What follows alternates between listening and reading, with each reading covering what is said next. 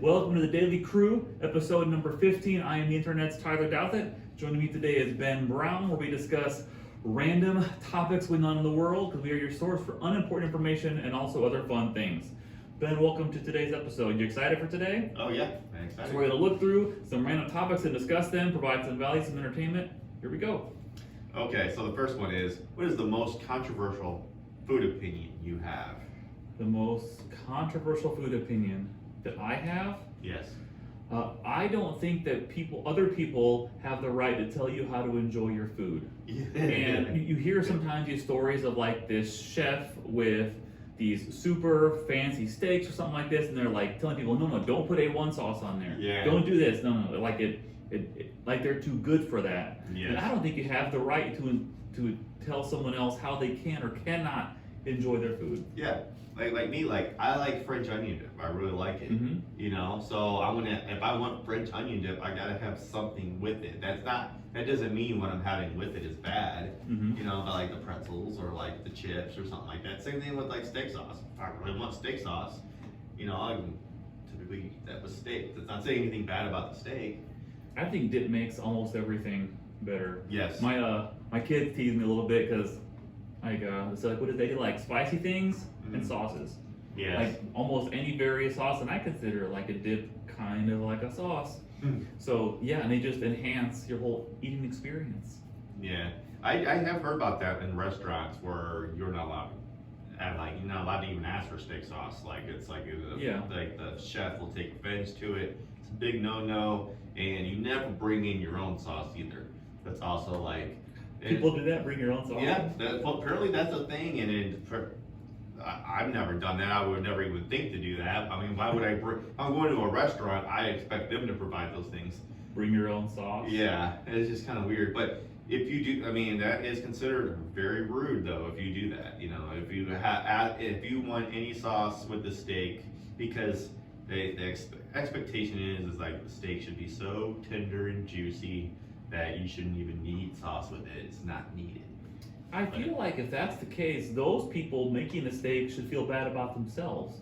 That they think it is so good that no one will need sauce, but people still want it. Maybe they should reconsider their take on the sauce situation instead of other people's. Yeah, I agree. I love steak sauce, and then a lot of those people who make steaks, they do a great job. Like I love it and stuff like that. Mm-hmm. But the sauce just adds to it. It just makes it even better. So Mm-hmm. it's like, why would you not want more of a good thing? Yeah, and I have been to a couple like fancy steak places once in a while, and I don't think I put sauce on there, which Yeah. I feel is a good commendation for someone that makes a good steak. Yeah. That people that always want sauces don't want any sauce Yeah. with it or are fine without it, but it's not their call to make for you. Yeah, you're right. Yeah. Yeah, so I don't know. I wonder if those places, if they even offer steak sauce. I'm kind of curious if they even offer it. You know, like if it's even an option. Who knows? How self-righteous are you when that's your take on things? I know. Like, no, I make this so good that you cannot use this. Yeah, I mean, and then why does that not apply to other things like fries and ketchup? You think Red Robin's bad when you ask for ketchup? No, Probably not. They're like, no, they flat out tell you that do you want ketchup with that? Here's Mhm. ketchup. Here's so And much they ketchup. embrace it because they have the Yeah. other sauces too. They know Yeah. people like a variety of sauces on their fries. Because not very many people. There's some people out there. I used to be one of them that used to just eat fries plain, no salt, no ketchup, no nothing. Yeah. Now I can't even imagine eating it like that. I do once in a Makes while. me thirsty thinking about it. Like if you're driving, it's hard to do efficiently and safely sauces while eating fries. So like if we're on like a road trip or something, then I gotta suck it up sometimes and do it without, or I try to have Karen like hold the sauce stream, but that's just that's just a little bit much. I feel like that's a little. Hold my sauce. Yeah, I would never do that. Anything that drips or whatever, I can't do while I'm driving. Guaranteed to leave a stain on my clothes somewhere. Or you know, what'd be a good thing to eat while you're driving is a good steak. Just cut it up real nice with your silver. Right. Yeah. I've done that. I've gotten like grease stains and stuff like that Yeah. from eating and driving before. That's never fun. No, it's You know, not. I've learned the hard way. It's just better in the long run to just wait till you're not driving anymore to eat. But sometimes, like when you're in a hurry, you're starving, like You don't have a lot of choice, do you? you don't have a choice. My controversial opinion would probably be like Tic Tacs are not mints, they're candy.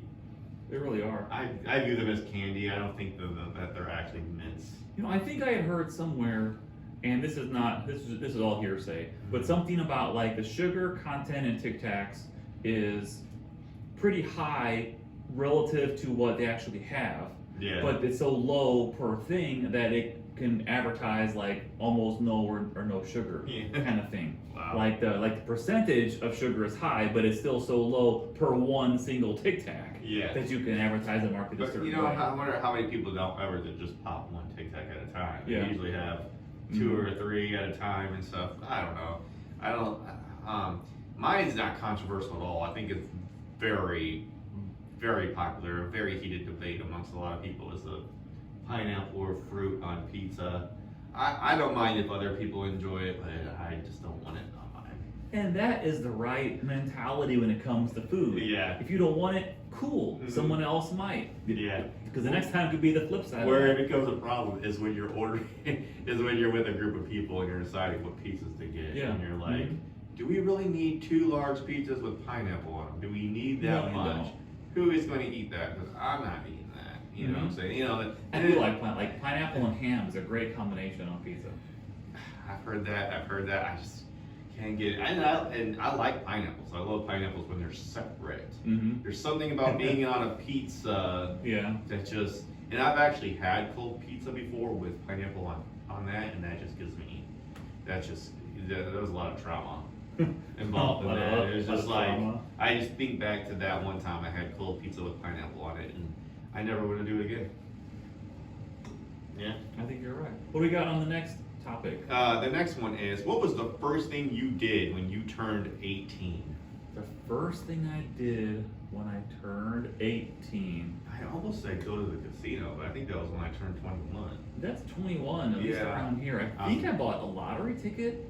Yeah. Of course, I didn't win, because nobody ever wins that stuff. But I think I bought a lottery ticket, I think. Yeah, I think I know what I did. I made myself a Blockbuster account. It's the first time you can legally do it. Didn't you have like a family video thing? Was that you? That was a different place, and we won't say the name of the video company just in case. They're not really around anymore anyway. But yeah, I owed a lot of money in late fees. It was a good time. So you were in movies, didn't take them back for a while, essentially. Yes, because those late fees were so ridiculous that and then once you go like a week or two, you're almost better off just buying the movie or something. Yeah. You know, and then that's what I started doing. I started buying movies instead of renting them because I acknowledged that I was very bad at returning them on time and that I was spending a lot of money doing that, and I was like, it's just cheaper in the long run just to buy it. Because I only rented movies that I really wanted to see. I didn't rent anything else. What did they do? Did they call or send stuff in the mail, or what did they do to? Yeah, they call you. They call you and send you reminders, and then of course they don't let you. Check out again until you pay. You pay your balance. Which then what they did was they started realizing that there's no way I was the only one. A lot of people were. Even my own wife, which was really funny because me and her, when we first got together and we first wanted to have a movie night, we went to Family Video, and I wanted her. Oh wait, no, she wanted me to check out, so I did. I checked out, and they're like, "Sorry." Did they decline you? Yeah, you got You have $116 late fee balance. Are you able to pay off a portion of that? And I was like, "No, sorry." So we tried hers. She was $1 more than me at $117. You both had a huge late fee at the same. Yeah, and then that's how we knew that we were right for each other. It was like we were like the perfect match. I was like, wow, this is cool. But so that's why, like I said, I went to buying movies, and I know like Netflix that really helped because started getting movies in the mail. There were no late fees. You could keep it as long as you want. Yeah. You just couldn't get another one until you sent that one back, which I feel like. Makes the most sense. Yeah. That makes the most sense. Yeah. Have you heard the story about Netflix and Blockbuster? I've heard. I've here and there. Yeah. It's worth saying again. So in the early days of Netflix, they attempted really, really hard to sell themselves as a company to Blockbuster. and they were young and actively trying to sell, like we're not making enough money yet, like we're trying to sell, let's get out of this and find something that works. They were laughed out of the room by Blockbuster because they thought, who would ever want to get DVDs by mail? Yeah. They're going to come in here, deal with a hassle and a late fee and overpriced popcorn, and we can ride on that forever. Yeah. And then that's a great story. It's like it's a business type. It's interesting, but it's a business story on thinking it'll always work forever, and then you end up like the punchline of jokes talking about Blockbuster. Yeah. Yeah. Well, and I think a part of it is like movies were just no longer as expensive to buy anymore. I mean, they still are. I mean, $20 is, some people was a lot, but like in the 80s, they used to be a lot more than that. You used to talk about like $100 for like when Terminator first came out, like when the VCR was new, brand new, and everything. It was a lot more money, a lot more to buy those movies. But then it started becoming cheaper and cheaper and cheaper, and now it's like people don't really need to rely on renting movies anymore to watch them. So I think they were kind of behind, and of course I know they tried to step it up with like video games and stuff like that too. It just didn't help. But yeah, I don't know. It is interesting. When do you think it was you had rented the last movie you rented from a place like that? I'm sure it wasn't a movie. I'm pretty sure it was a video game, and I want to say it was Halo 3. Halo 3, which I think renting video games is very dangerous because you tend to really get addicted to it, and you start to love it, and you're just like, I don't want to take this back. I'm still playing it. So, it just gets harder and harder to take back, and then that's when I matured and I realized that it's just, I'm going to play it this much, and I'm going to pay all the late fees on it, I will just buy it. It's just easier that way. Like, and then I get it. Like, you can't just buy every single movie you want to watch either. But like, if you have an issue at taking things back, you know what I'm saying? It's just in the long. I don't think renting is for everybody. I'm trying to think when I might have last rented a movie, because I remember in Fairview Heights when the Blockbuster was still there, and it was there, and this was probably maybe like, it was after college, probably 05, 06, 07, something like that. Yeah. I was renting some movie. This was probably, at this point, that'd be like 15 years ago. And there were so few of them, like one in Alaska, which is an Airbnb or something. There's like one left, but it used to be all over the place. And I come to think of it, on that trip, I don't think we actually rented one. I think we went go in there, had like some coupon, which turned out was a fake coupon, like online circulating. Like, no, sorry, it's a fake coupon, so we just left. Oh. And that was the last time I tried to rent a movie. I don't know when I actually last rented one before that. Yeah. Such a different way. That was the way for so long. Yeah. And now it seems so strange of a concept. Like, try to imagine explaining that concept to our kids. Like, you have to go somewhere, like rent a movie, and then come home and watch it. How does that even work? Yeah. Wouldn't you just stream it? Why do you have to go somewhere for that? I know. It's so much more convenient now because now you don't. You can just buy movies digitally now. Like, I actually started doing that because my movie collection got so big. I have no space to keep on. I just don't have the space for it. So now I only buy it digitally, which is cheaper too. But I like that. But it's probably future-proof against each version. Now it's the Blu-ray, like the VHS, then the DVD, then the Blu-ray, then like a 4K thing, and it's just constantly. They've got me. They suckered me into that a couple times, like 4K, with like the Scream movies. When I bought those, Blu-ray was not even a thing yet. It was still DVD when I bought the trilogy. Then we went through Blu-ray. I was like, I'm not going to buy the Blu-ray versions. But then I went and got when 4K became available, I went out and bought a 4K television screen. I was like, well, what's the point of having a 4K television screen if I'm not going to have anything 4K, especially my favorite movie? So then I ended up rebuying some of the stuff I already have in 4K. But that's just.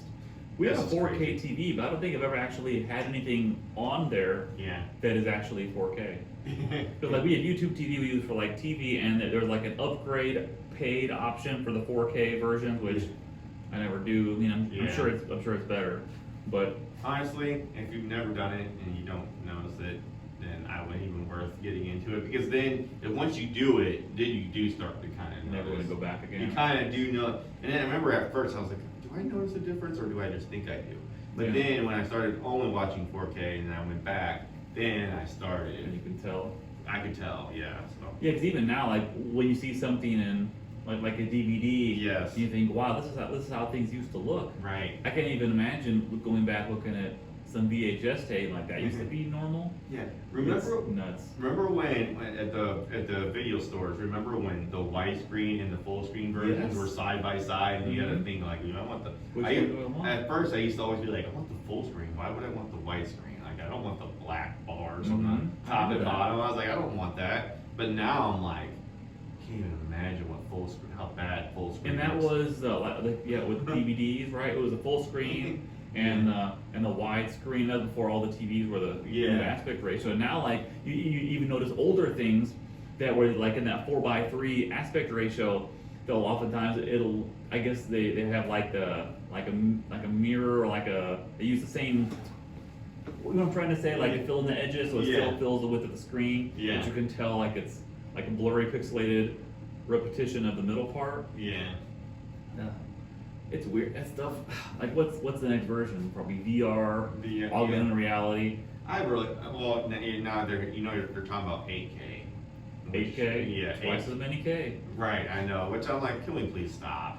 Can we just stop? You know, they're not going to, because they're going to keep making money. Yeah. But it's so frustrating if you just want to if you're trying to catch up, and you know, it's just really. Well, I think there's a practical thing of like if you're looking at a screen, that's the stipulation. Looking at a screen, how clear can you make that? Yeah. I'm not sure it's forever. Yeah. I think it's like how much more immersed can you be Yeah. in it, and that's probably the And- contact lens and like you're in the whole thing looking around. And sometimes I think it's worse, because the clearer it is, the more obvious it is that they're on a set. I've heard that the In problem- movies, like yeah. in shows, you can it's so much more obvious that they're on a movie set, or they're having like fake backgrounds, or CGI is starting to look very noticeable because of how high resolution things are. I've heard that, and they say like sets, and they say actors and actresses, Mhm. because it used to be not as noticeable like how they look, so there's a whole Mhm. extra effort taken on making them look a certain way because it's easier to see Yeah. than it was 10, 20, 30 years ago. And I think that's the issue with CGI, is like, yeah, they look great now, but in 30 years, you know, are they still gonna, are they gonna hold up when the resolution and stuff gets better and better? We'll find out. We'll find out. Okay, are we ready for the next topic? Yes. Okay, the next topic is, who do you think is the most attractive celebrity? It sounds like a recipe for trouble. Putting you on the spot. Who do I think is the most attractive celebrity?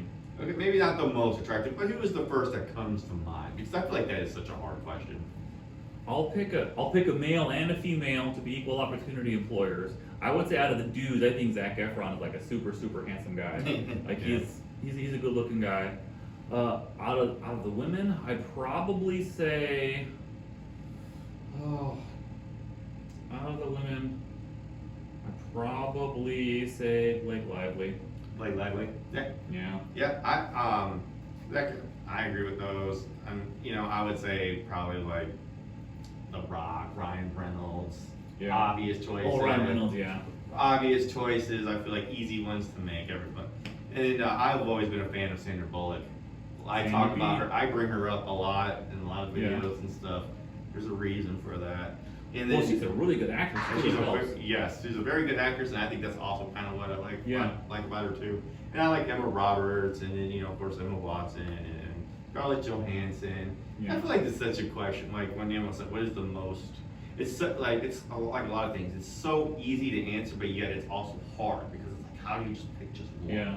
Mm-hmm. How do you just pick just one? Because it's like, if they're in Hollywood anyways, because they're into like modeling and stuff like that, Mhm. because of how And I think attractive they are. I think it's hard for men and women, but especially women Yeah. now, to be famous if you're not like super attractive. Right. That scale of Mhm. maybe it's the way society's worked, like HD stuff, all this Yeah. 4K. Like I think it's harder than ever for anybody to become famous if you're not Yeah. really attractive. Yeah, right. Because I feel like that. I mean, they're very talented acting and stuff like that. That is very true. But then also, they're also put on the stage of like they're also models too. Mhm, yeah. You know how many times you see them posing on the red carpet and for all the magazines and the all the glamour and stuff. It's because they're also actresses and actors, but they're also models too at Yeah. the same time. Wasn't Jason Statham? Wasn't he like a male model first before he kind of got famous in the action series? Yeah. You hear about it less on the male side, but who's the guy in the Fast and Furious? Is that Tyrese? Yeah, Tyrese. Like, Yes. wasn't he like a male model first? Wasn't he? I thought he was an R&B singer. Was he? Some way wrong. He could have been a male model. Maybe I'm he was about to say, both. a lot of those things, they tend to, they all tend to be models at some point. Yeah, you're right. Even after being, because I feel like when you're a celebrity, you are kind of on the forefront of that. So where it's almost you might as well just be, you're constantly getting your picture taken, and you constantly have to get to be, Pressure. be dressed up everywhere you go. Yeah. Going to award shows and stuff like that. So. Yeah, I don't know. There's a lot more to it than being an actor, a Hollywood actor, than it seems. Yeah, there sure is. Is the last of the questions, or is there a? That's the last of the question. There is I am the jerk. Or am I the a-hole? Am I the a-hole? So Yeah. the general premise of that is a story of what happened in some situation, and then the person in the story wonders, are they the a-hole? And then we discuss and rule in our own personal side of who or what caliber of a-hole they are. What is the story today, Ben? Okay, so this one's really easy, very clear. So this lady who works in a office building got her lunch stolen. She got her lunch stolen. She walked in at lunch. She took her lunch an hour earlier than normal. She walked into the lunchroom, noticed that there was a guy that was. First she noticed that her Tupperware and everything was in the sink and stuff, and then she noticed a guy that was sitting at the table eating her lunch. Just helping himself. Eating your lunch. Yeah. So she was thinking like, oh, should I confront him or should I just, But she said she was mad. She was really heated, and so she went and confronted him, grabbed the fork out of his hand, said some things like, hey, she was like, that's a really good looking lunch you got there. And she was like, whoever made that must have did a really good job. Or I wonder if it's almost as good as the first time when I made it and stuff. And she really kind of like made the scene, grabbed the dish, like the fork out of his hand, yelled at him. And so of course, he tried to he was like mumbling, saying like, oh, I didn't know it was your lunch, I'm sorry. And she was like, well, you didn't know it was mine, but you definitely knew it wasn't yours either. That's what I was So thinking. she was like, it doesn't really help, and he just got, I guess, embarrassed, and he walked off. But then after that, she said she got ridiculed by her coworkers, saying that she didn't handle it right, saying that she could have went about it a whole different way other than embarrassing him, and that he was probably just a desperate person that was hungry, that needed to eat, and she needed to be more understanding. So what do we think? Do we think she is the a-hole here, or no? So they probably thought that she reacted maybe too much, too strongly, something like Yeah. that. Without actually knowing the level of reaction, it's hard to speak to that. But I don't think you are an a-hole for being upset that someone took your lunch. Yes. And as you were saying it, that's exactly what I thought. Like, you might not know whose lunch it is, but you sure as heck know you didn't bring a lunch that day. Yeah. So you know it's not yours. You know you're stealing a lunch from somebody. You know Yes. someone's not going to get angry, I guess. Yes, and I feel like how someone reacts to something like this is so subjective and so displaced because you don't understand someone's emotions when they're upset. When I'm thinking about like someone stole my lunch, I don't know how I'm gonna react.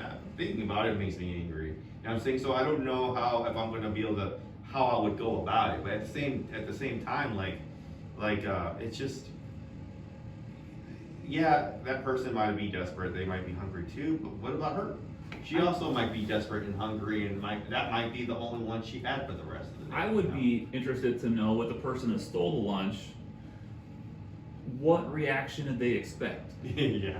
Like, oh yeah, I don't want lunch anyway. I brought it just for fun to give away. Yeah. That's probably not what happened. She did say that she went to, for some reason that day, she went to lunch an hour earlier than normal. So I wonder if he was like timing it, trying to maybe be done with it before she got in there. Maybe, I mean, Maybe. It's possible.